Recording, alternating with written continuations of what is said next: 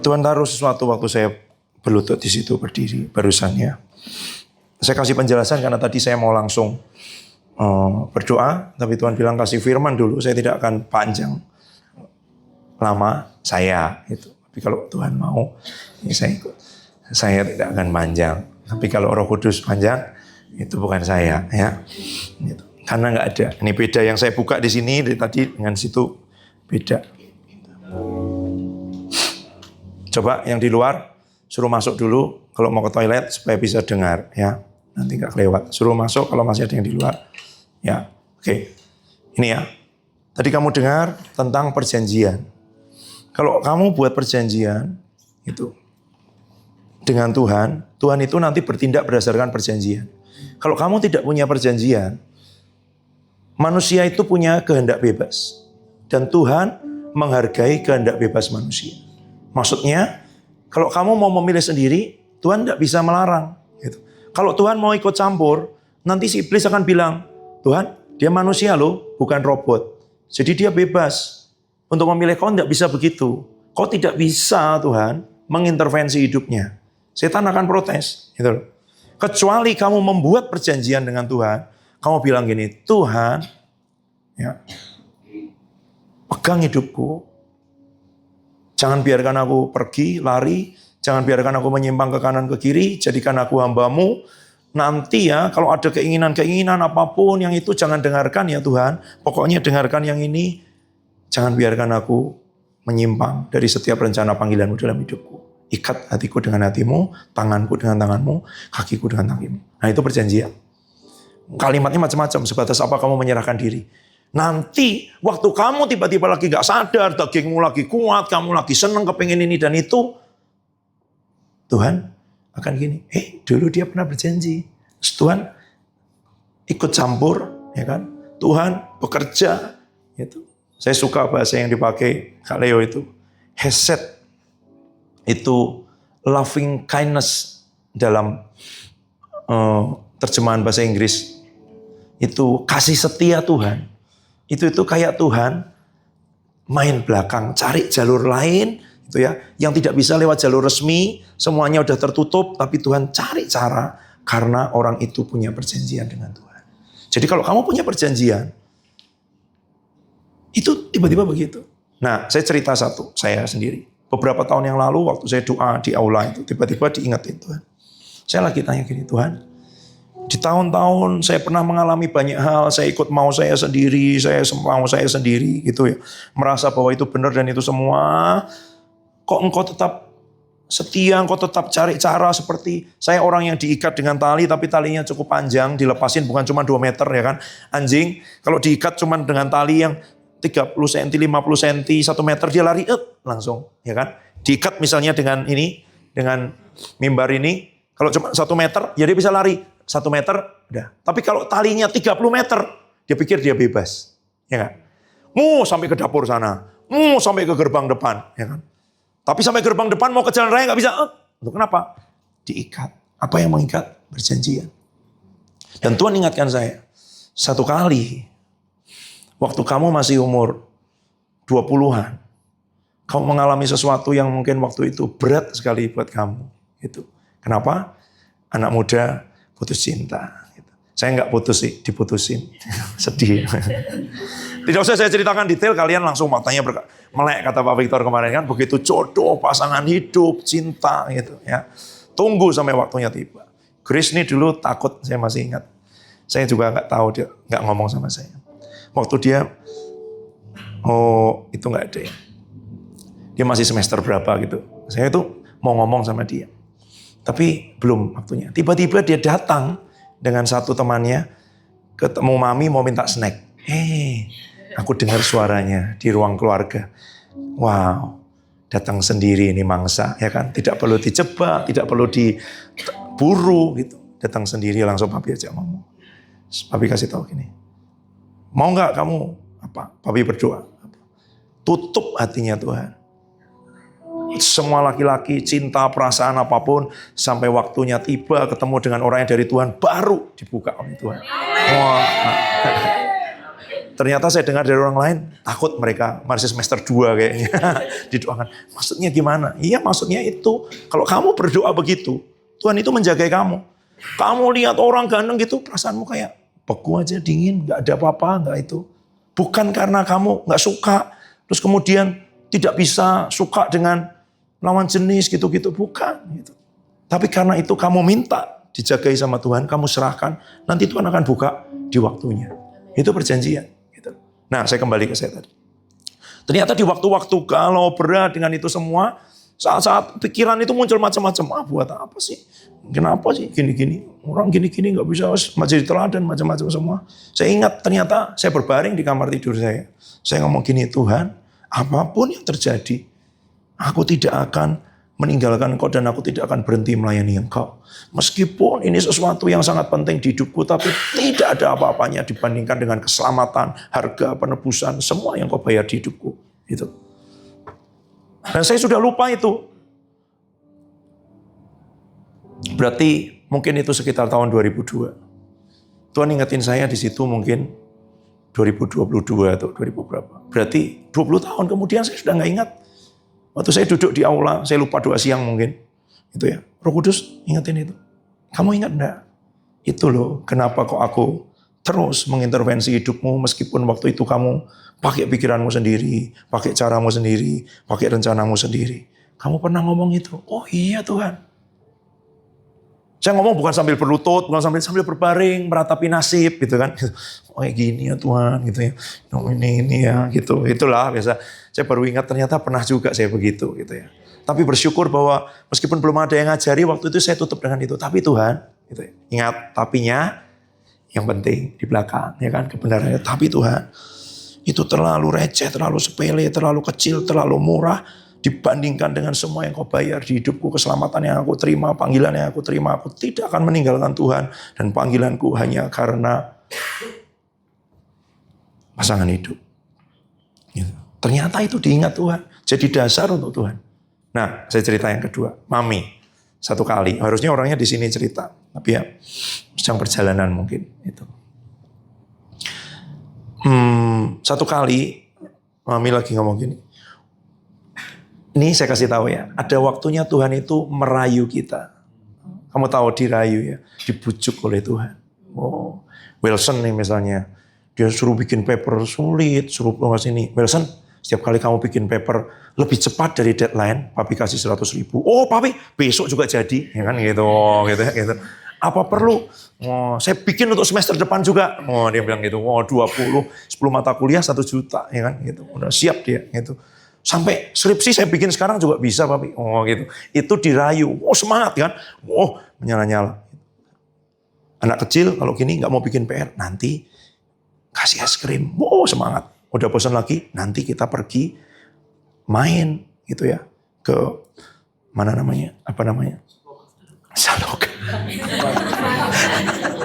Yalah, time zone lah apapun lah ya gitu. Pasar malam naik odong-odong apapun, beli mainan, ya. Wow, semangat lagi itu dirayu.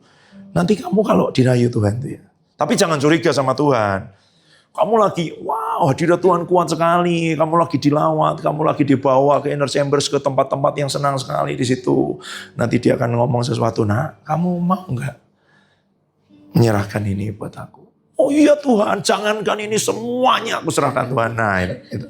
Waktu begitu itu sudah dicatat itu. Kemarin kan ada yang kesaksian kan, Delon apa siapa katanya waktu kecil pernah ngomong, ditanya sama kakeknya atau siapa, mau nggak melayani Tuhan, jadi hamba Tuhan. Siapa kemarin yang tanya? Iya kan, kamu ya yang itu ya. Dia bilang iya gitu. Tuhan tuh kayak gitu ya kan. Kalau tambah gede ditanya udah ngini. Ditanya waktu kecilnya. Makanya kemarin waktu youth camp itu kan, dilawat Tuhan semua, ketawa-ketawa. Ya Tuhan, ya Tuhan. Begitu sadar, loh aku bilang iya. Udah terlanjur dicatat itu. Gitu. Karena Tuhan ngerti daging kita nggak akan mau, makanya dia rayu kita. Dia bawa kita ke keadaan. Nah Mami gitu pernah ngalami itu. Dia, wah Tuhan ini aku lagi ini Tuhan. Tuhan, gitu ya Mami. Ingat yang ini ya Tuhan. Aku mau ngomong nanti. Kalau hatiku lagi gak baik-baik aja. Jiwaku lagi punya banyak kesenangannya sendiri dan semuanya. Jangan dengerin ya Tuhan. Dengerin yang sekarang ini Tuhan. Yang sekarang ini aku mau Tuhan. Beneran loh. Satu kali. Wah, keadaan gak baik-baik aja. Mama bilang, Tuhan gini-gini, Tuhan gini-gini. Roh Kudus ngomong gini, nggak dengar gitu. Gitu. Roh Kudus ngomong gitu, nggak dengar. Karena udah pernah ngomong, jangan didengerin ya Tuhan. Gitu. Tuhan gini-gini, gini semua Tuhan berat, Tuhan nggak mau aku Tuhan. Roh Kudus bisa ngomong itu, nggak dengar gitu. Itu perjanjian.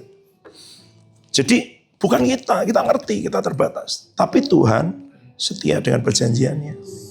Dia bertindak berdasarkan perjanjian. Tapi jangan karena terpaksa. Nanti kamu pahit, marah dengan itu semua.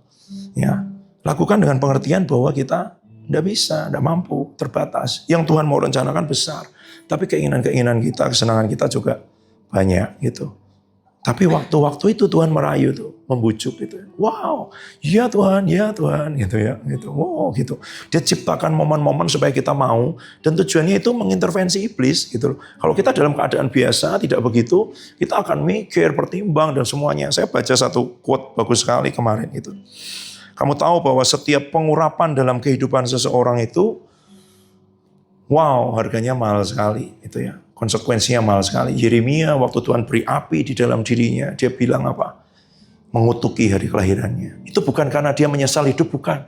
Karena beratnya harga yang harus dibayar dengan roh Tuhan yang ada di dalam dirinya. Pengurapan yang ada di dalam dirinya. Makanya terus kalimatnya gini, tadi saya repost story, atau kemarin. Saya lihat gitu. Bahasa Inggris.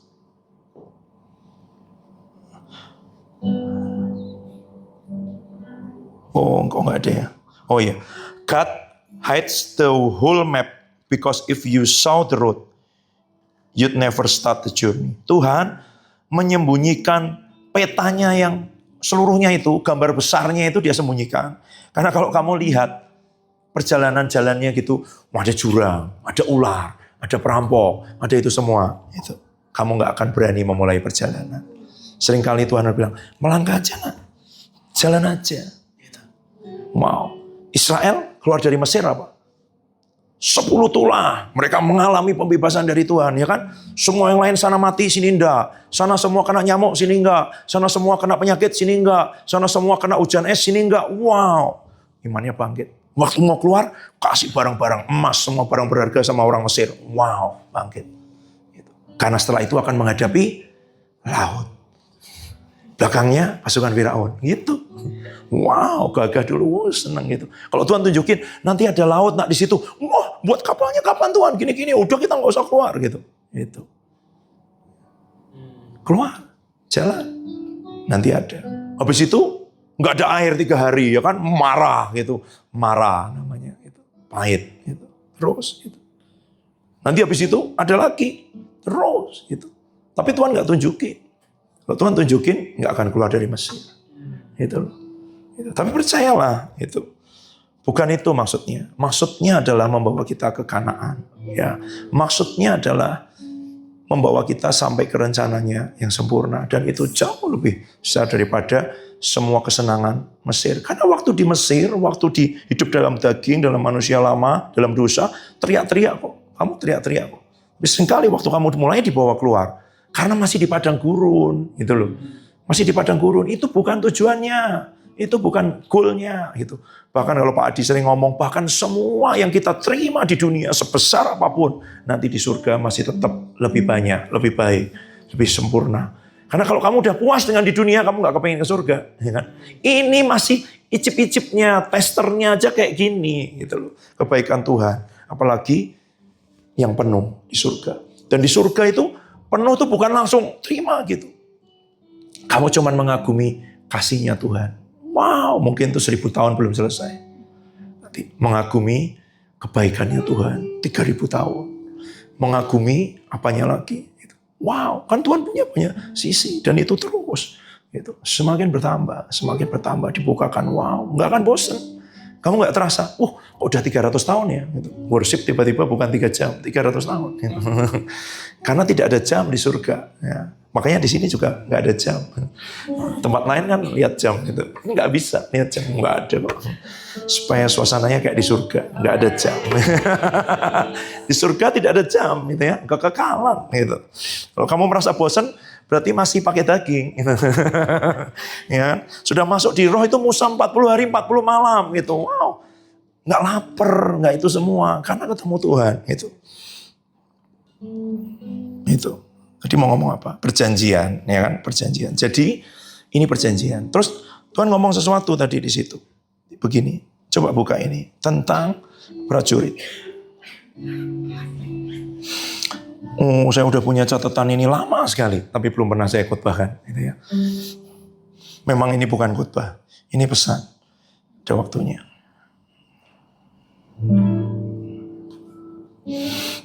Sebentar.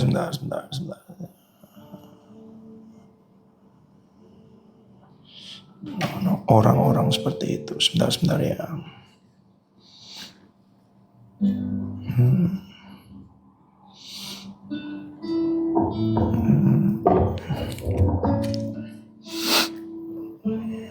Oh ya, 1 Korintus 16 ayat 15 sampai 16. 1 Korintus 16 ayat 15 sampai 16.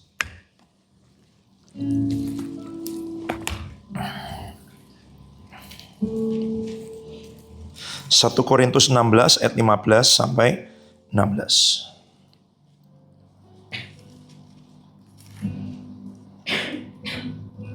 Oke. Yuk baca bersama. Perempuan ayat 15, laki-laki ayat 16. Ya. 2, 3. Ada. Lagi kepadamu saudara-saudara, kamu tahu bahwa Stefanus dan keluarganya adalah orang-orang yang pertama berbagi pelayanan di Akhaya, dan bahwa mereka telah mengabdikan diri kepada pelayanan orang-orang kudus. Karena itu, taatilah orang-orang yang demikian, dan setiap orang yang turut bekerja. Oke. Ya. Jadi terjemahan baru 2 menerjemahkan begini. Karena itu tunduklah pada orang-orang demikian. Jadi Stefanus, keluarganya orang yang pertama bertobat di Akhaya dan mereka telah mengabdikan diri kepada pelayanan. Saya pakai ini. Tolong Kak Hani, papan tulis. Sana sedikit. Ya.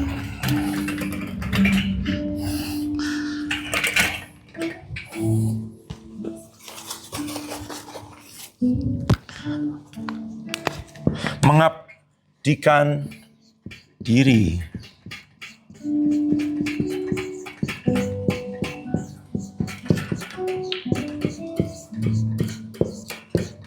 Ya, kata yang dipakai untuk mengabdikan diri itu ya, itu kata istilah yang didapat di dalam dunia militer yang kuno. Berarti orang yang bersedia ditempatkan di tempat yang diperintahkan oleh komandannya. Itu. Katanya itu tasso, arrange, put in order, to place in a particular order, appoint, ordain, set in place, station. Jadi penempatan. Orang-orang yang mengabdikan diri itu orang yang ditempatkan oleh komandannya. Siapa komandannya? Tuhan Yesus. Gitu. Dan nanti orang-orang akan tahu juga bahwa selain Tuhan Yesus, Tuhan menaruh pemimpin-pemimpin di atas kita yang kepadanya kita juga belajar menundukkan diri. Nah terus Paulus ngomong begini di ayat 16. Karena itu, terjemahan baru 2, tunduklah pada orang-orang demikian. Nah itu bahasa Yunaninya hupotasso. Kamu kepada orang-orang yang mengabdikan diri, yang menundukkan diri, yang mau ditempatkan oleh Tuhan, yang tunduk di bawah otoritas Tuhan, kamu juga tunduk di bawah mereka. Dan ternyata ini istilah militer. Ada nggak prajurit yang ketika ditempatkan begitu? Kamu ya, Puncak Jaya di Papua sana. Maaf komandan, nggak ada. Siap. Bahkan dikasih, kamu goblok ya? Siap goblok. Salah kamu ya? Siap salah. Mana ada goblok siap, ya kan? Gitu. Ya, tapi begitu nyatanya. Itu dulu kami aja ke sekolah SMA yang semi militer didikannya ya. Gitu. Siapa namamu? Siap Daniel. Oke Daniel, Tuhan berkati kamu. Siap, terima kasih. Terus saya kasih tahu mereka, coba kalau kamu sama Tuhan begitu. Ikuti kehendak Tuhan. Siap, nggak ada tawar, nggak ada tanya, nggak ada itu. Wow, itu harusnya level kita sama Tuhan sampai di situ. Stefanus dan keluarganya, orang-orang yang pertama bertobat, mereka tidak hanya bertobat, membalikkan hatinya kepada Tuhan, tapi mereka juga telah menundukkan diri, mengabdikan diri, menaruh diri di bawah otoritas Tuhan, ya kan? Rela dikirim, ditempatkan, ditaruh di mana Tuhan mau menempatkan mereka. Itu. Karena itu tunduk pada orang-orang yang seperti itu, yang juga tunduk pada kehendak Allah. Gitu. Ini militer, tidak semua begitu. Tidak semua begitu. Sekarang saya tunjukkan.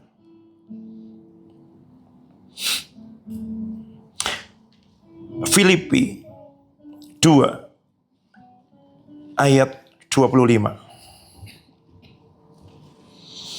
Filipi 2 ayat 25. Ya.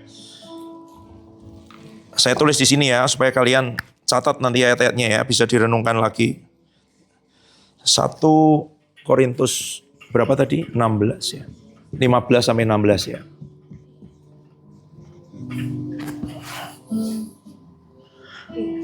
Filipi 2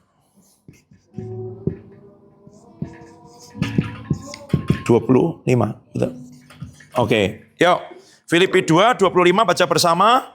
23. Sementara itu kuanggap perlu mengirimkan Epafroditus kepadamu, yaitu saudaraku dan teman sekerja, serta teman seperjuanganku, yang kamu utus untuk melayani aku dalam keperluan. Oke, saya baca Amplified. However, I thought it necessary to send Epaphroditus back to you. He has been my brother and companion in labor and my fellow soldier,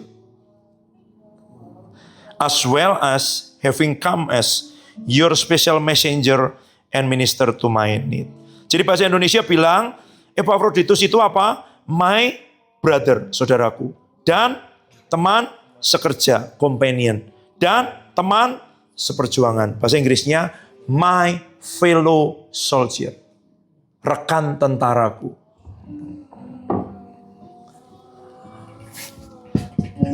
My fellow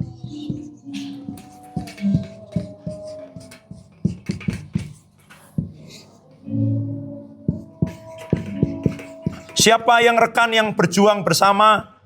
Ya tentara dong. My fellow soldier. Tidak semua. Dia bilang Epaphroditus itu seperti tadi Stefanus itu rekan seperjuanganku. Orang yang berjuang bersama, ikut perang bersama. Siapa yang perang? Tentara. My fellow soldier itu Epaphroditus. Itu ya. Filemon 1 ayat 2.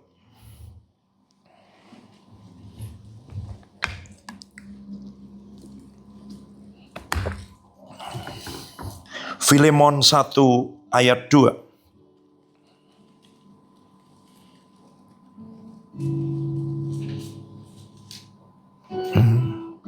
Filemon 1 ayat 2, baca bersama 2, 3. Dan kepada Apfia, saudara perempuan kita, dan kepada Arkipus, teman seperjuangan kita, dan kepada jemaat di rumahmu. And to Apfia, our sister, and Arkipus, our fellow soldier in the Christian warfare. Dalam peperangan rohani, peperangan Kristen, and to the church assembly that meets in your house. Apfia dan Arkipus adalah Filemon 2 ayat 1. 2 ayat, ayat berapa? Oh ya cuman 1 Filemon gimana? Ya. Sama, my fellow soldier. Tentara juga ini. Deretan tentara-tentara ini ya. Apfia, Arkipus, Epaphroditus, Stefanus dan keluarganya. Itu bukan cuman orang percaya. Bukan cuman bertobat. Bukan. Tapi mereka tentara. Rekan seperjuangan. Tentara. Yang tentara Tuhan itu ini. 2 Timotius 2 ayat 3 sampai 6. 2 Timotius 2 ayat 4 sampai 6. Mungkin ayat 4 dulu aja. 2 Timotius 2 ayat 4. Yuk, baca bersama 2-3. Seorang prajurit yang sedang berjuang tidak memusingkan dirinya dengan soal-soal penghidupannya, supaya dengan demikian prajurit. Ini satu panggilan. Memang tidak semua orang dipanggil jadi prajurit. Gitu loh. Paulus kan tidak ngomong dalam suratnya semua yang lain itu my fellow soldier. Tapi di antara orang-orang percaya ada yang dipanggil sebagai rekan berjuang, rekan tentara. Itu. Orang-orang yang punya kualifikasi sebagai tentara ini tidak memusingkan dirinya dengan soal-soal penghidupannya. Supaya dengan demikian ia berkenan kepada komandannya. Kalau kamu disuruh perang, disuruh itu, pergi aja.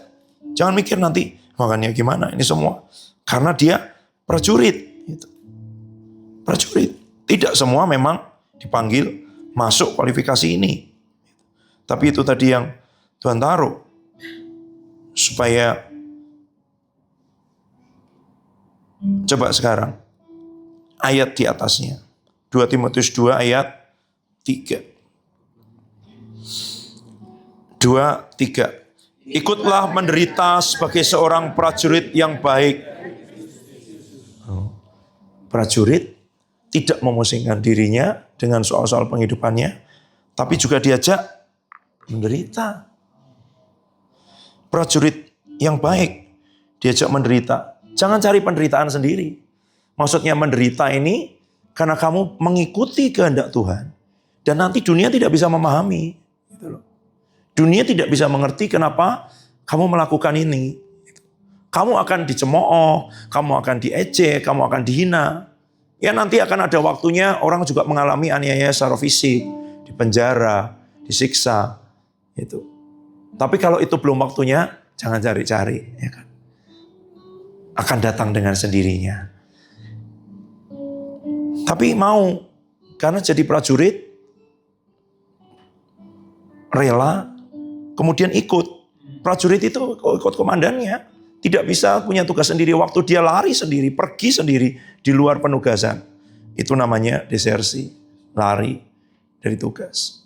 Lari dari perintah. Tidak bisa. Itu. Ya tidak punya hak atas hidupnya sendiri. Dan sebenarnya Tuhan ngomong begitu loh. Kepada orang-orang Israel, waktu mereka baru keluar dari tanah Mesir. Itu apa? Budak. 430 tahun mereka jadi budak. Tapi Tuhan ngomong, pada hari itu Tuhan membawa pasukannya. Aku mengeluarkan pasukanku. Sebenarnya di hadapan Tuhan, pasukan, tentara, punya pengabdian, punya ketaatan, punya penundukan diri kepada Tuhan yang seperti ini. Bukan hanya orang percaya. Orang percaya itu senang, percaya.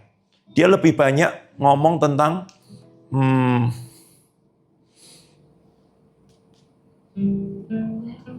Tuhan Yesus, apa yang dilakukan Tuhan Yesus buat hidupnya. Mungkin kamu harus mulai dengan itu kan. Tuhan Yesus mati buat aku. Tuhan Yesus mengasihi aku. Tuhan Yesus memberikan anugerahnya buat aku. Tuhan Yesus pokoknya semuanya dia berikan, dia siapkan rencananya, pemeliharaannya, kasih setianya, semuanya gitu. Tapi nanti kalau kamu jadi prajurit, kamu bertumbuh dewasa, kamu meletakkan hidupmu, kamu akan ditanya apa yang kamu serahkan kepada Tuhan. Bukan apa yang Tuhan berikan kepadamu. Itu hal yang berbeda. Coba baca sekarang. Kamu pasti hafal kan? Tidak usah dibuka kan? Yohanes 3 ayat 16. Karena begitu besar kasih Allah akan dunia, sehingga ia telah mengaruniakan anak yang tunggal. Supaya setiap orang yang percaya, tapi oke. Kalau 1 Yohanes 3 ayat 16 ada yang hafal? Coba buka. 1 Yohanes 3 ayat 16.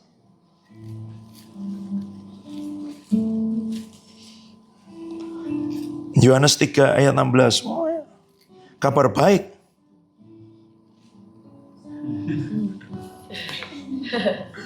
Ini Yohanes juga loh yang nulis. Itu harus hafal. Ya kan? 1 Yohanes 3 ayat 16 kan, begitu besar kasih Allah memberikan yang terbaik, anak yang tunggal buat kita kan. 1 Yohanes 3:16, demikianlah kita ketahui kasih Kristus, yaitu bahwa ia telah menyerahkan nyawanya untuk kita, ya kan?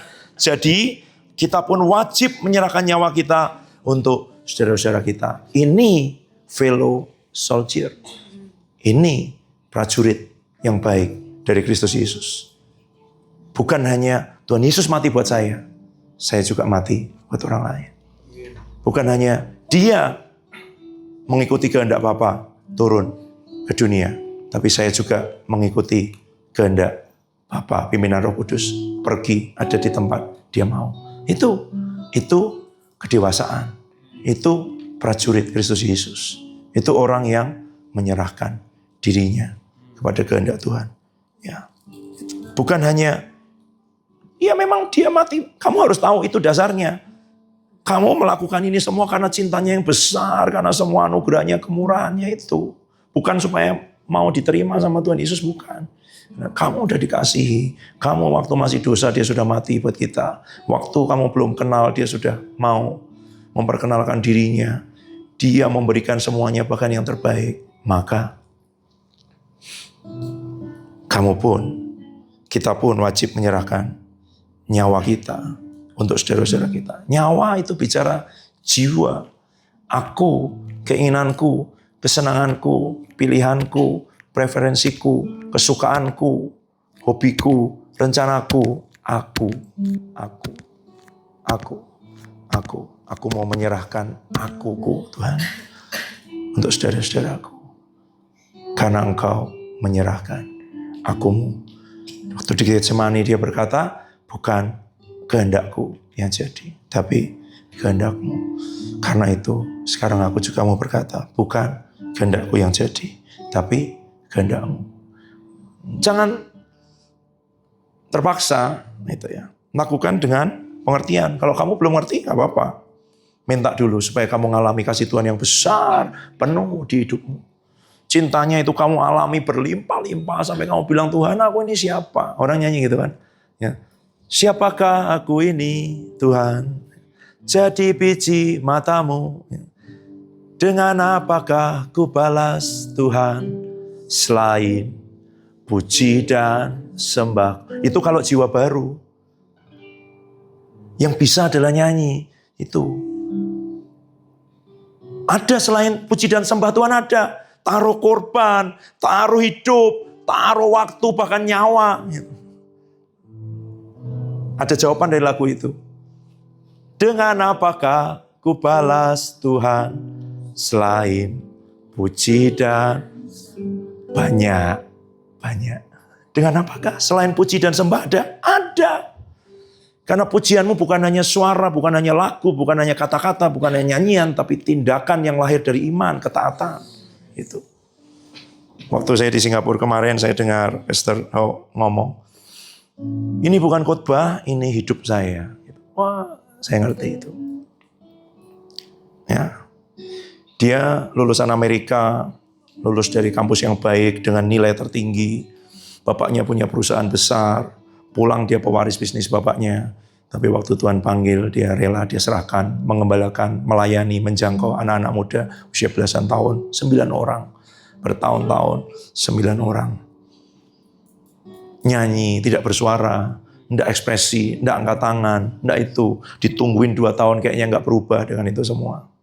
Tapi waktu setelah lewat 25 tahun, dia bilang begini, saya tidak menyesal mengikuti Tuhan, panggilan Tuhan, meletakkan hidup, masa muda, kesempatan untuk kaya, sukses, berhasil, semuanya untuk Tuhan. Karena dia lihat sekarang ribuan anak-anak muda dibangkitkan, dipulihkan, bahkan menyerahkan hidupnya, menyerahkan masa mudanya untuk Tuhan. Itu. Saya juga mau ngomong ini bukan khotbah, ini hidup saya. Ya, saya punya pilihan untuk ada di tempat lain. Saya punya kesempatan untuk ada di tempat lain. Tapi waktu Tuhan berkata, STT sangka kalah, tingkatasan. Tinggal di situ, jadi orang tua buat mereka. Bukan ngajar, bukan yang lain, tinggal di situ. Tinggalnya di mana? Di asrama. Nomor berapa Kak Oce? 2021, kamarnya aja keliru terus. 2021. Ya. Apakah saya tidak bisa tinggal di tempat lain? Bisa. Apakah saya tidak punya pilihan? Punya. Itu. Tadi tiba-tiba saya ingat gini. Iya, orang tanya terus, Pak, Bapak nggak mau. Pernah satu kali ada orang tanya gini, Pak, Bapak nggak mau tanya, nggak mau nawar gitu sama Tuhan gitu. Saya nggak berani. Nggak Pak, seandainya aja. Saya nggak berani-andai. Gitu. Tidak berani. Gitu. Karena saya tahu ada hal yang saya tidak ngerti, tapi dia lebih ngerti. Dan Tuhan tidak pernah bermaksud jahat buat saya. Ya, dia tidak bermaksud jahat. Jadi gimana? Ya udah. Kenapa kamu tidak rela? Tapi kalau kamu belum ngalami cintanya Tuhan, ngalami kepenuhan, kebaikan, kelimpahan, semuanya dari Tuhan, jangan buru-buru. Kamu penuh, meluap, penuh. Oh Tuhan, ya siapakah aku ini? Kok jadi biji matamu, kok diambil dari kampung halamanku, sama seperti Daud berkata, aku ini siapa Tuhan? Dari antara kambing domba 2-3 ekor, aku tidak gagah seperti kakak-kakakku, aku tidak hebat, aku bukan tentara, aku bukan prajurit, tapi engkau mengambil aku dari antara kandang kambing domba, menjadikan aku, mendudukkan aku, memberi aku janji, bahkan memberi aku kuasa, memberi aku wewenang, memberi janji sampai kepada kekekalan. Keturunanmu akan selalu duduk di atas tahta. Siapakah aku ini? Tuhan, kepenuhan hidupmu penuh. Kamu bilang, bahkan mati pun aku tidak bisa menjawab itu Tuhan. Tapi aku mau letakkan, berikan hidup. Kalau engkau mati buat aku juga mau menyerahkan akuku Tuhan. Buat engkau. Supaya benih itu juga jatuh dalam tanah dan mati. Kalau dia tidak jatuh dalam tanah dan mati, satu saja. Tapi kalau dia jatuh dalam tanah dan mati, tumbuh. Biji jagung, kamu taruh di sini, lampu sorot semuanya, jagung terbaik, kualitas hebat. Kalau dia ditanam itu, bisa ngasih makan satu kampung, rasanya manis, lembut. Wah, dia campuran antara alpukat, melon dengan macam-macam. Tapi kalau dia tetap di situ dengan lampu sorot, dia tetap satu biji jagung. Dia harus masuk ke dalam tanah, gelap, lembab, ngalamin sesuatu yang sendirian. Dia tidak suka, dia tidak mau. Tapi itu membuat dia pecah dan kehidupan di dalamnya keluar. Dia tumbuh jadi pohon jagung dan pohon jagung itu mengeluarkan berapa tonggol jagung. Yang kemudian ketika tonggol jagung itu dikeringkan jadi benih, ditabur lagi. Ada satu ladang jagung yang besar. Ladang jagung yang besar jadi satu kampung, satu pulau diberi makan. Mulai dari satu biji jatuh dalam tanah dan mati. Dan itu Tuhan Yesus. Dan dia sekarang bertanya, maukah engkau juga jatuh ke dalam tanah dan mati? Gitu. Tapi karena Tuhan Yesus kenal dengan Bapaknya, dia tahu Bapak itu baik. Gitu. Dia tidak pernah meragukan cinta Bapaknya, tidak pernah mempertanyakan cinta Bapaknya, tidak pernah. Ya kan? Dia Adam yang terakhir itu beda dengan Adam pertama. Adam pertama masih ragu, apa iya sih? Kenapa kok nggak boleh makan buah ini dan itu semua? Gitu. Tapi Adam yang terakhir ini, bahkan naik di atas kayu salib pun, dia tidak meragukan kebaikan Bapaknya.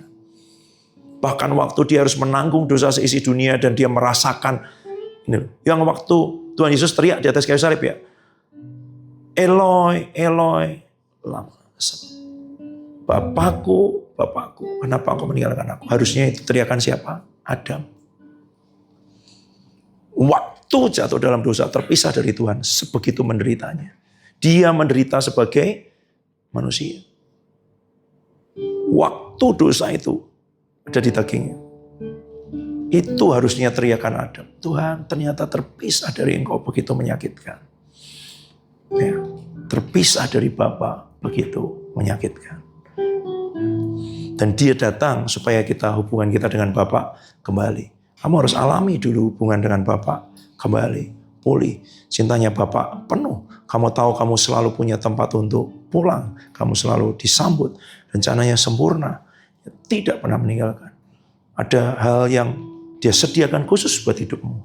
Tapi nanti ketika dia membawamu masuk ke tingkat tentara, mengabdi, dia akan mulai berkata begini, nak, kalau kamu tidak lakukan ini, aku akan ganti dengan orang lain. Kalau kamu berhenti dari sini, aku akan cari penggantinya. Kalau engkau tidak ikuti ini, itu akan dipindahkan. Itu mulai dilakukan. Tapi waktu kamu baru mulai dengan semua kasih Bapa, tidak akan bicara begitu. Tapi apakah kamu mau begitu terus? Buka satu ayat yang saya renungkan kemarin malam. Ibrani. Sebentar ya.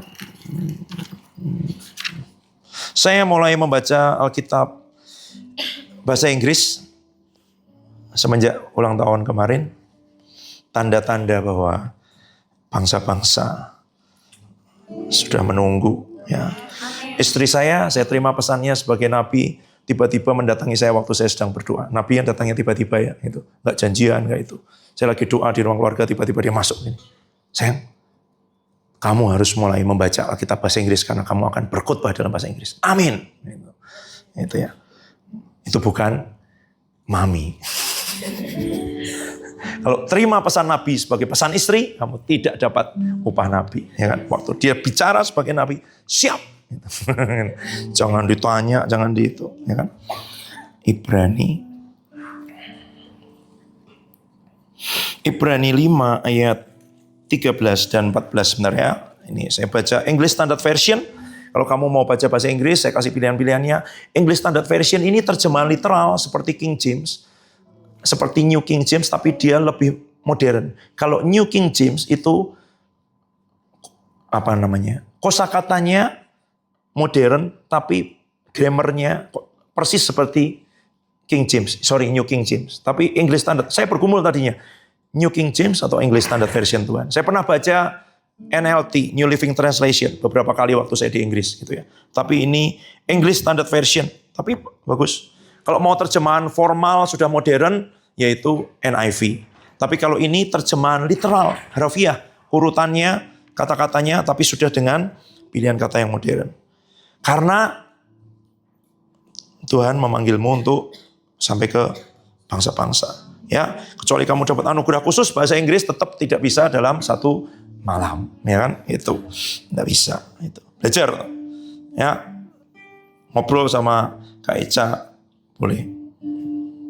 Minta diajarin, tanya aplikasinya apa, latihan ngobrol bareng semuanya. Itu. Ya, Anda kurang serius dengan bahasa Inggris karena latihan bahasa Inggrisnya cuma kadang-kadang aja. Itu.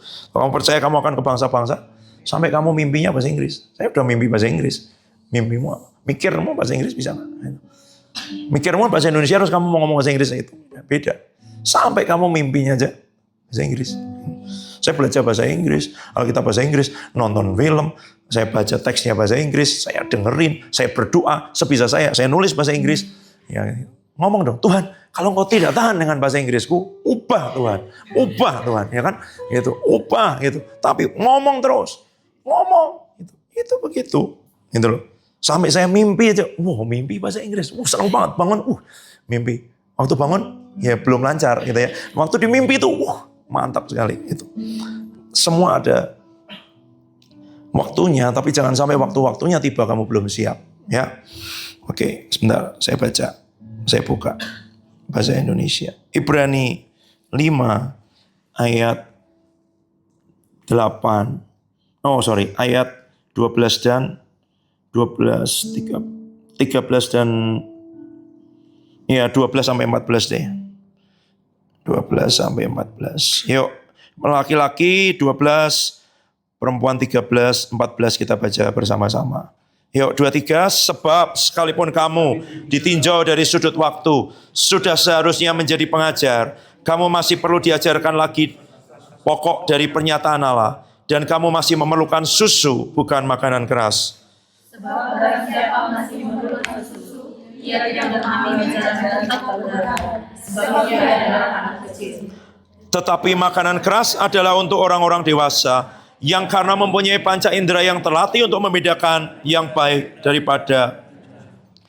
Ya, bagus terjemahan English Standard Version itu. For everyone who lives on milk is unskilled, tidak terlatih, tidak terampil. Dalam apa? In the word of righteousness, dalam firman kebenaran, karena dia masih anak kecil. Anak kecil kan tidak terlatih. Sesuatu yang terampil, orang terampil apa? Terampil untuk menulis. Emangnya bisa langsung dikasih pensil nulis? Bikin huruf A, jelek. Dalam kotak nak, ya, ada garisnya nak. Di atas, di bawah. Terus diulangi berkali-kali kan. Sampai bisa nulis huruf A, satu lembar. Pernah kalian waktu kecil sekolah gitu kan? Huruf A dulu. B, langsung mau tulis Ramandu. Mana bisa? R dulu. R, A, gitu. M, udah bisa, baru. Tulis digabungi. R sama A, Ra. M sama A, ma gitu kan. Nggak bisa, ngeja namanya sendiri nggak langsung bisa. Tapi waktu dia berlatih, terus nanti dia jadi terampil. Itu orang dewasa. Kamu terampil dalam apa? Firman, kebenaran. Firman ini harus terlatih, terampil. Itu. Makanya dia, tutupnya di mana? Oke. Makanya dia harus terus, setiap hari, berulang-ulang, berkali-kali. Itu ya. Ini saya baca bahasa Indonesianya.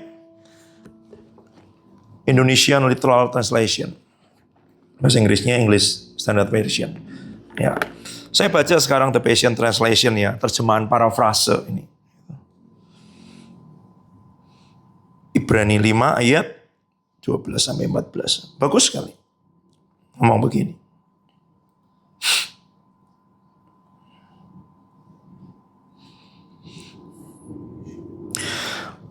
For you should already be professors, instructing others by now. Harusnya sekarang kamu udah jadi profesor, ngajarin orang lain. Tapi kamu malah diajar hal dasar. Ya kan? Tentang perkataan-perkataan profetik. Kamu kayak anak-anak, masih perlu susu, dan belum dapat mengunyah makanan keras. For every spiritual infant who lives on milk. Karena setiap bayi rohani yang masih perlu susu, itu belum ditembusi oleh firman, oleh pewahyuan dari kebenaran. Gitu. Nanti kamu lihat di bagian atasnya. Mana ya? Firman Tuhan lebih tajam dari pedang bermata dua manapun. Pasal 4 ya. Ya. Baca Kak Yoda, tolong. Sebab firman Allah hidup dan kuat dan lebih tajam daripada pedang bermata dua manapun, yang menusuk amat dalam sampai membinasakan jiwa dan roh, sendi-sendi dan sumsum. Ia sanggup membedakan pertimbangan dan pikiran hati kita. Orang dewasa itu hatinya sudah ditusuk sama firman. Bukan hanya firman kata-kata, tapi revelation of righteousness. Ya, nantilah itu mana banyak semester 1 ngomong pewahyuan roh itu. Tapi kamu harus dapat baca firman, dapat rema. Tuhan berbicara, dengar hamba Tuhan bicara, khotbah, dapat rema, menusuk sangat dalam sehingga kamu tahu mana jiwa, mana roh.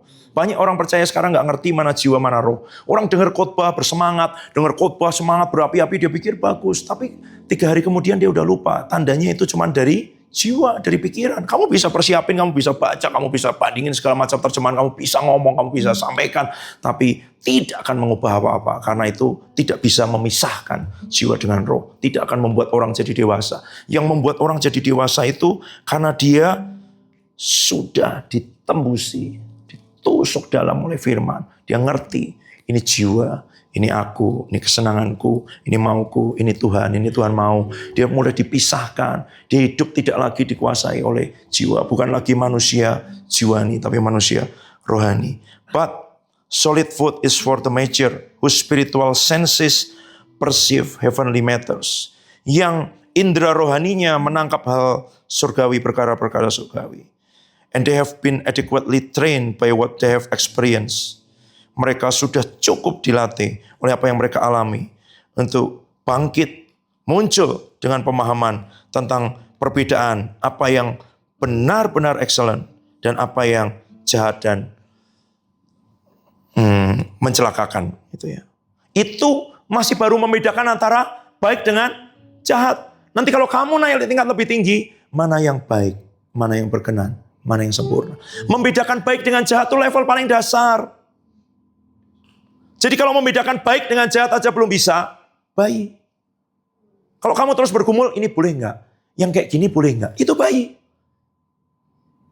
Karena kalau semakin dewasa, baik itu paling standar. Di atasnya ada berkenan, udah tanya Tuhan, kau senangnya apa? Kau kepengennya apa? Engkau maunya apa? Nanti kalau kamu naik ke tingkat sempurna, kamu akan bilang, Tuhan, kehendak-Mu yang jadi. Enggak tanya lagi. Perintahkan Tuhan. Aku siap. Aku hamba-Mu. Aku prajurit-Mu.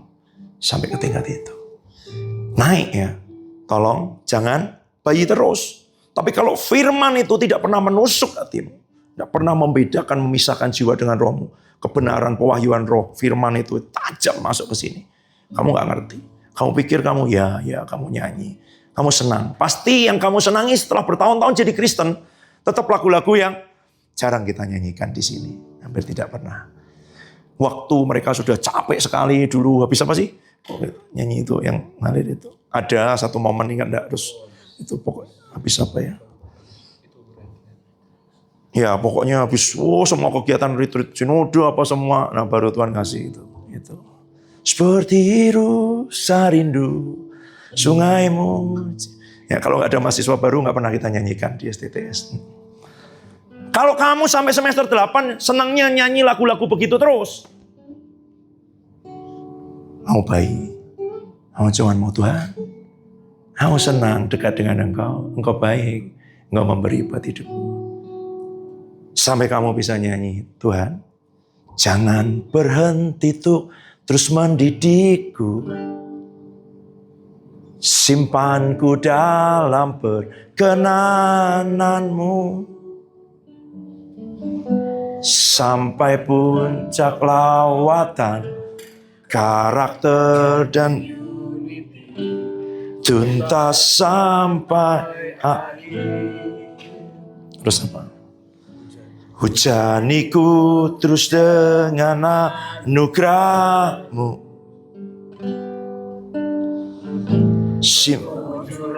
Mu hidup dalamku, sampai kedatangan-Mu kita bertemu di awan, sampai tunggu amat. Waktu saya pulang dari Inggris, saya dengar lagu ini. Tuhan, ku berikan semua. Tak matiin. Tuhan, kemarin 5 tahun, 4 tahun setengah, tak berikan semuanya. Wow, hidupku Tuhan, tak bisa banyak hal aku. Aduh Tuhan. Sekarang setelah Tuhan kembalikan ini Tuhan, belum rela aku. 6 bulan Bapak gak bisa nyanyi itu, pulang ke Indonesia. Tuhan, aku gak mau nyanyi lagu ini dulu. Tak berikan semuanya Tuhan, gak bisa apa-apa aku, habis semuanya. Jiwa masih berontak. Sampai kamu ngomong itu lagi. Tuhan, ku berikan semua. Tidak segampang nyanyinya. Yang dibikin happy-happy itu kita dijebak, ya kan? Yang KDP nggak mau nyanyi pernah itu. Apa?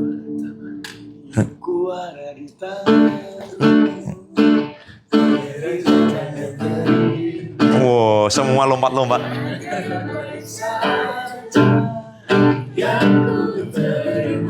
Ya.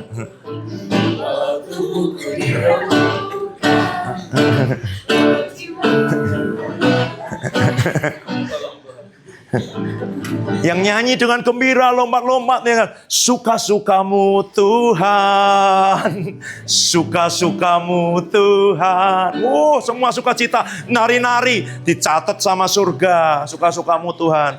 Pulang dari Birmingham ke Getasan. Orang tuh nggak ngerti, nggak nyanyi dengan pengertian, tidak mengikut Tuhan dengan pengertian. Tapi nggak apa-apa. Maksudnya bukan berarti kamu nggak nyanyi lagu itu, Tuhan. Itu tuh sebenarnya levelnya itu dewasa, rohani. Ngerti kesenanganku, dipisahkan jiwa dengan roh itu ngerti aku, kesenanganku, mauku, cita-citaku, kerinduanku, ambisiku, ini aku. Tapi ini Tuhan, roh. Itu ditusuk sama pewahyuan roh. Gitu loh. Kamu harus ngalami ditusuk sama firman, sehingga kamu ngerti. Yang kamu bilang selalu ini, oh Tuhan itu bohong. Gitu. Itu aku, bukan engkau Tuhan. Tapi kalau itu maumu aku mau. Kamu harus naik dari membedakan baik dan jahat sampai kamu ngerti manakah kehendak Tuhan yang baik, berkenan, sempurna. Level paling dasar kehendak Tuhan itu baik. Kalau masih membedakan baik dan jahat, itu belum sampai di situ. Masih bergumul, ikut ini enggak sih? Enggak, kehendak Tuhan pasti baik.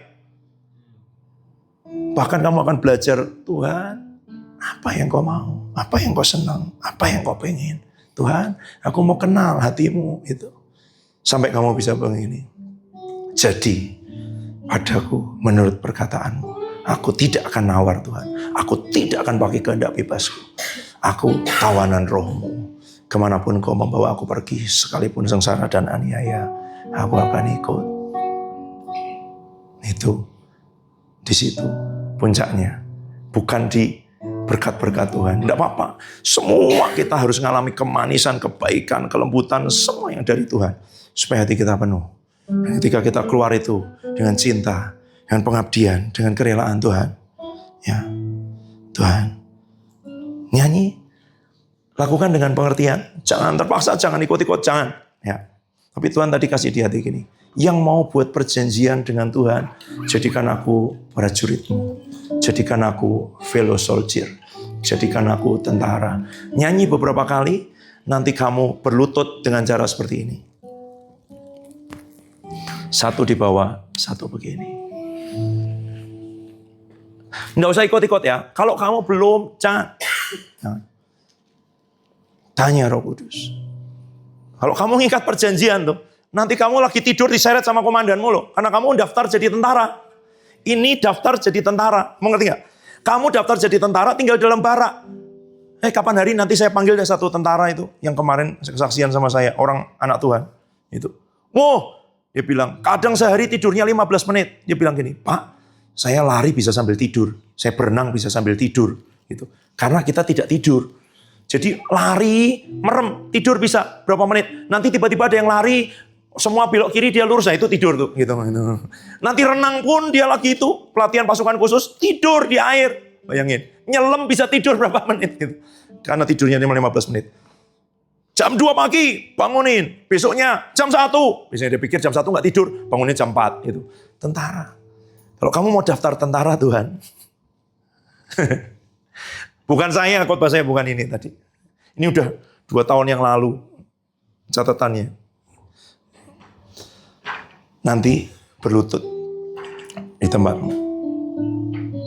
Berlututnya bukan sujud, berlututnya ini ya. Seperti tentara mau dilantik. Gitu. Jadilah prajurit yang baik dari Kristus Yesus. Ikut menderita sama dengan dia. Jadi perjanjianmu sama Tuhan. Kalau kamu prajurit, dia komandan. Ya kan? Ini pewahyuan roh yang tidak didapat oleh orang yang tidak mengikat perjanjian sebagai prajurit. Dia tidak jadi komandan. Komandan bertanggung jawab. Ya kan? Tidak memusingkan dirimu. Kamu tidak memusingkan diri dengan kebutuhan-kebutuhanmu. Karena komandan yang bertanggung jawab. Komandan yang menaruh tempat. Kalau kemarin ada yang tanya. Siapa yang tanya kemarin? Michelle ya. Gitu. Yang tanya itu loh. Papi, kok nggak dilanjutin kalimatnya? Gitu loh. Kalau dia dia tuan, kita hamba, ya kan? Dia gembala, kita domba. Gitu. Kalau dia datang sebagai sahabat, ya kita jadi sahabat. Dia bapak, kita anak. Yang misal tanya waktu itu kan, papi ngomong, kalau Tuhan datangnya sebagai hamba, ya kan? Kalau dia tuan aja kita hamba. Kalau dia datang jadi hamba, kita jadi apa? Itu tanya Kak Yos kemarin. Dia udah tersungkur di karpet gitu. Rasanya mau tenggelam lagi di dalamnya gitu. Udah gak bisa. Kayaknya mau merendah seberapa pun, dia datang merendah kok, kita lebih rendah lagi gimana caranya gitu. Gak bisa ngomong, saya bilang. Itu gak bisa diceritain misal, dialami aja gitu ya. Dan Tuhan Yesus datang sebagai hamba kan. Itu. Ambil rupa manusia, datang sebagai hamba, menderita, bahkan taatnya sampai mati, matinya pun disalib hina. Nah kita mau gimana? Kalau dia bilang gitu, aku Yesus yang kau aniaya, sama seperti dia ngomong dengan Paulus. Hidupnya Paulus isinya apa? Aniaya. Karena Tuhan Yesus menyatakan dirinya sebagai dia yang teraniaya. Tapi siang hari ini dia mau menyatakan dirinya sebagai komandan, prajurit. Tolong jangan ikut-ikut. Ya, buat yang mau aja. Bahwa komandanku Tuhan. Aku fellow soldier, prajurit yang baik. Submit, taso, under the authority. Otoritas yang Tuhan beri atas hidupku, pemimpin maupun Tuhan sendiri. Berbicara Tuhan. Berbicara lewat pemimpin, berbicara langsung kepada hidupku. Aku mau tundukkan diri. Supaya dengan demikian ada otoritas Tuhan juga atas hidupku. Dan singkapkan dirimu, perkenalkan dirimu sebagai komandan. Sebagai panglima perang. Jehovah Sebaot. Panglima Bala Tentara Surga, memperkenalkan dirinya di tengah-tengah kami. Siang hari ini, singkapkan dirimu kepada mereka yang kau panggil untuk menjadi prajurit yang baik dari Kristus Yesus, yang tidak memusingkan dirinya dengan urusan-urusan hidupnya sendiri, tapi mentaati, mengikuti apa yang diperintahkan oleh komandannya.